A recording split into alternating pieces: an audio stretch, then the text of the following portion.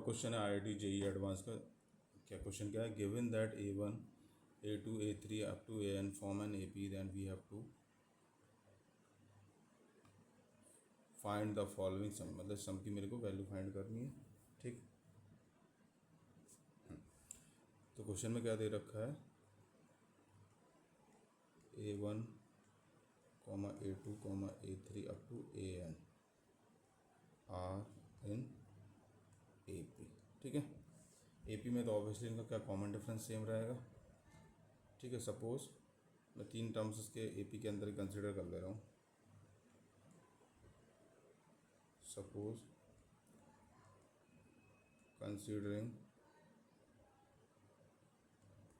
3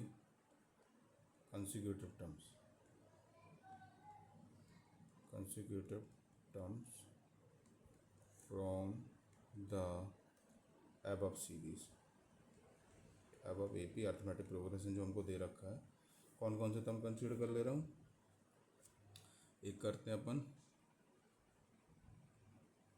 AI comma, फिर दूसरा क्या होगा AI प्लस 1, और तीसरा टर्म क्या होगा AI प्लस 2। क्योंकि AP में तो ऑब्वियसली ये टर्म्स मेरे बढ़ते क्रम में होंगे। यहाँ पर आएंगे तो फिर I+1 आएगा, फिर I+2 आएगा। ठीक, अब इससे बेनिफिट क्या होगा? क्योंकि क्वेश्चन में मेरे को AI चाहिए, AI+1 चाहिए और AI+2 चाहिए, जो सम मेरे को निकालना है। तो इसलिए मैंने ये चीज़ कंसिडर कर ली है 3 कंसेक्यूटिव टर्म। अब देखिए इससे बेनिफिट क्या होगा मेरे को, क्योंकि मेरे को पता है ये एक AP है, तो this implies that AI+1 minus AI किसके बराबर होगा? कॉमन डिफरेंस के बराबर होगा। ठीक है, सिमिलरली AI+2 माइनस AI+1 वो भी क्या है? D के बराबर होगा। मैंने कॉमन डिफरेंस सपोज इसका D कंसीडर कर लिया, यहाँ पर लिख रहा हूँ D equal to common difference. यहाँ तक क्लियर है कंडीशन? अब देखिए ये तीनों कंसेक्यूटिव टर्म लिया मैंने AP के, तो ऑब्वियसली ये भी मेरे क्या होंगे? AP होंगे। तो मेरा जो मिड टर्म होगा इसका AI+1 वो क्या होगा? इन दोनों का क्या होगा? अर्थमेटिक मीन होगा। तो दिस इम्प्लाइज दैट क्या हो जाएगा? AI+1 will be equal to AI+2 divide by 2 हो जाएगा। अर्थमेटिक मीन यही होता है ना, this term plus this term divide by 2 will be equal to this, या 2 times of this will be equal to this plus this. तो this implies that 1/2 will be equal to AI+1 divide by AI plus AI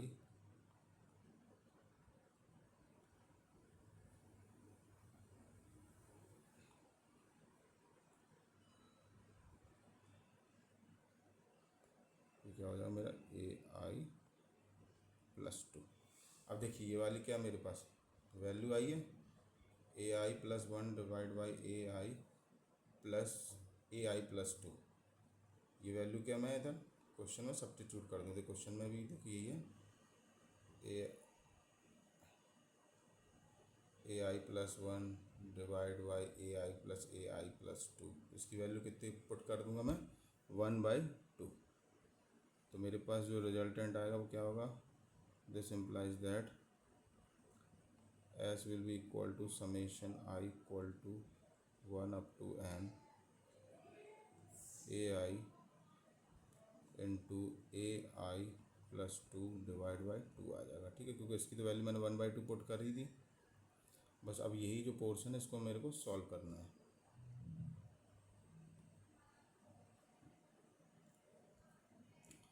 सिंपलाइज that. ठीक है, अब देखिए मेरे पास AI तो है ही, अब AI+2 हैगा, तब इन दोनों को क्या करूँगा मैं? देखिए यहाँ से क्या आ जाएगा मेरा? AI इक्वल टू क्या आ जाएगा? AI minus D, AI+1 minus D आ जाएगा यहाँ से, और यहाँ से AI+2 की वैल्यू कितनी आ जाएगी?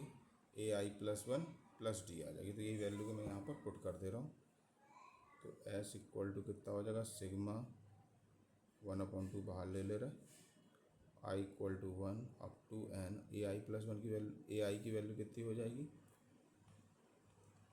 AI+1 माइनस डी, ये टर्म इधर आएगा और ये टर्म इधर आएगा तो माइनस डी हो जाएगा। और ए आई प्लस टू की वैल्यू कितनी आ जाएगी, ये वाला टर्म इस साइड आएगा तो ऑब्वियसली प्लस में हो जाएगा, means AI plus one plus D.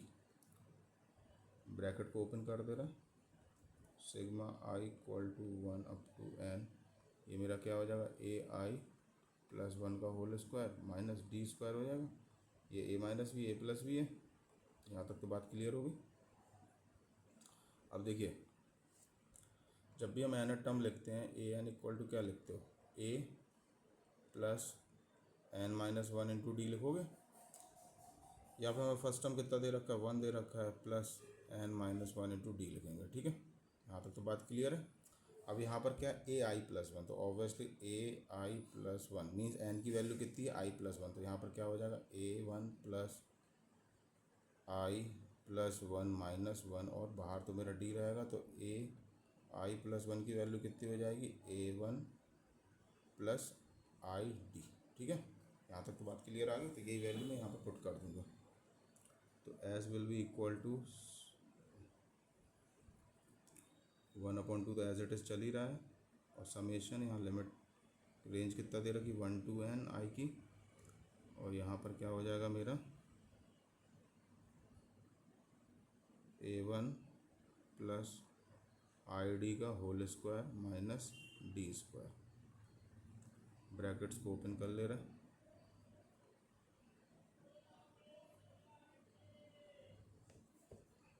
One upon two I equal to 1 up to n, ये हो जाएगा मेरा A1 square plus 2 times of A1 ID plus I square D square minus D square. ठीक है, अब यहाँ से क्या मैं डी स्क्वायर कॉमन ले रहा हूँ, तो 1/2 तो एज इट इज चल ही रहा है, I equal to 1 up to n, ये क्या है मेरा A1 square plus 2A1 D into I, क्योंकि आई की रेंज है तो आई को हम सब ऐसे लिख ले रहे हैं, और प्लस डी स्क्वायर कॉमन आ जाएगा तो अंदर क्या बचेगा, डी स्क्वायर अंदर आ जाएगा तो अंदर क्या बचेगा आई स्क्वायर माइनस वन। अब क्या करेंगे, हम जो समीशन है सिग्मा को वो अंदर ट्रांसफ़र कर देंगे, और 1/2 मैं एज इट इज बाहर ही रखे रह रहा हूँ उसमें, तो विच इज़ इक्वल टू 1/2 तो मेरा बाहर ही चल रहा है, अंदर सिग्मा जाएगा तो क्या हो जाएगा सिग्मा, ये मेरा कांस्टेंट टर्म है तो ए स्क्वायर तो बाहर आ जाएगा, I equal to 1 up to n, यहाँ क्या हो जाएगा 1 प्लस 2A1 डी भी बाहर रहेगा, sigma of I equal to 1 up to n, यहाँ पर आई आ जाएगा, प्लस डी स्क्वायर मेरा बाहर आ जाएगा, तो सिग्मा ये क्या हो जाएगा I square minus sigma of 1, और यहाँ पर लिमिट क्या है I equal to 1 up to n, I equal to 1 up to n। ठीक है, यहाँ तक क्लियर होगी।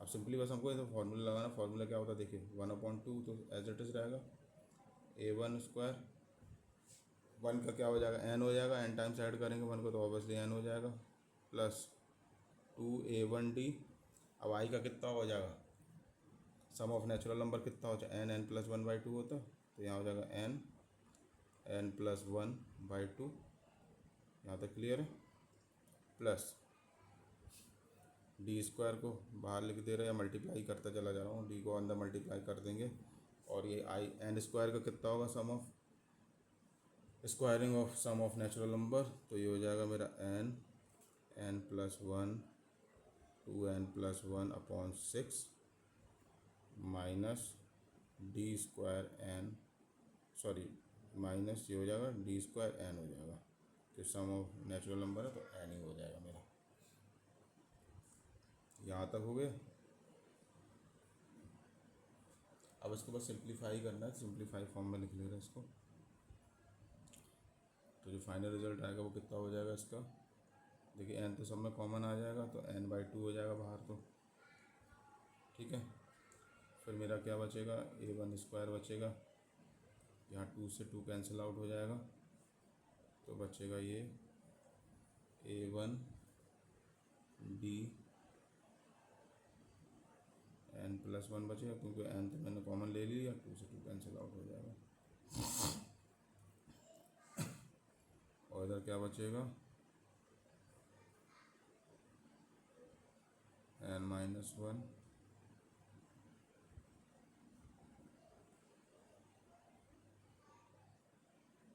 2n plus 5 divide by 6। इसका एलसीएम हो जाएगा तो ये कितना हो जाएगा, 5n हो जाएगा, और यहाँ पर कितना आ जाएगा, वो हो जाएगा, तो ये 2n प्लस 5 बचेगा, और यहाँ पर डी स्क्वायर तो मल्टीप्लाई में है। So this is the required solution for this sum. So if you like the video, please thumbs up. We will meet in the next video. Till then, bye.